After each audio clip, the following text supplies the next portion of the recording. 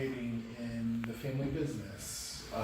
Like for instance, when I was growing up, I went, for my summers, I went to work with my father who owned his own company, and I was expected to work. But I also can look back and say, I think that helped me become more responsible. So what I'm saying is there are certain practices of what we would call adultification that can be very beneficial. How do we differentiate, or I guess, is it kind of like a spectrum where it's like at some point this combination of adultification kind of experiences actually shifts from being positive to negative? Or other socioeconomic groups is all year. Yeah. So what was your experience of being adultified as a child? I really look back and I learned a lot of great skills, a lot of customer service skills working at the family restaurant, but it's been also very frustrating to look back to see my peers, my white collar peers, have their summer vacations, do whatever they want while stuck in the hot, steamy restaurants and working. And I felt my childhood was robbed. I know that's not domestic violence, but it's at an emotional level. It can, absolutely. Which I am trying to break the cycle by, for me to put myself to college and for me to leave, break away, and start my own life. How old were you when you started working in your family business, in the family business? 8 years old. Yes. Wow. So were you given an option or a choice to do it? No option. You're forced to. And the worst part was always being forced to, even when you had finals, midterms, tests, because my family would have hired the front end counter people, and they're like high school age. The no call, no shows always meant I had to fill in. And there were times I rebelled and said, no, I'm doing my schoolwork. I need to work on a project and this and that, and that would cause an eruption. But I put myself, what I need to do first at this point, because I can't always keep giving the time. And I said, well, eventually you will stop paying me a wage if I'm doing all this cover. I deserve something. Absolutely. So what would you say has, like, experiencing that during your childhood, what would you say some of the results have been? Or if anything you might be still dealing with today from that?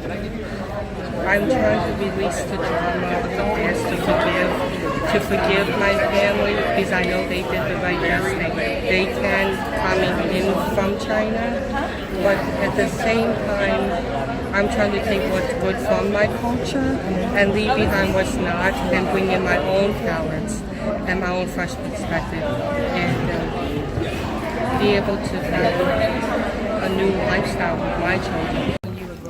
Yeah, he had mental health issues, and I was the oldest one of 3. So I guess I took up on myself to help my mom with my sisters. So, but I didn't notice how strong of an impact that had until recently. Yeah, I didn't realize until last year. I never actually had fun, went out, was very and I think that kids need that too. For sure, absolutely. And that's one thing you just hit on that I address in the training, like children who are adultified or who are helping to take on the adult responsibilities in their family or households. They don't participate in community activities, extracurricular activities, participating in sports. I did that too. I did a lot of stuff in school. Yeah. And I would go, like, allowing myself to just have fun, go out, go dancing. Like when I was reaching being a teenager, I never did any of that. I've experienced it, but didn't even realize it. He gave a label to that for me. And with you describing, putting these young ladies in these adult situations, having to cook for the family, having to earn, I get it, it's important. But just from what I've experienced, I was assisting with internship interviews for my company, and we came across some very strong Latina candidates, and one that stood out. She was amazing. I did the pre-screen with her. She was so intelligent, had this passion to go into this industry, and just wanted to take this opportunity.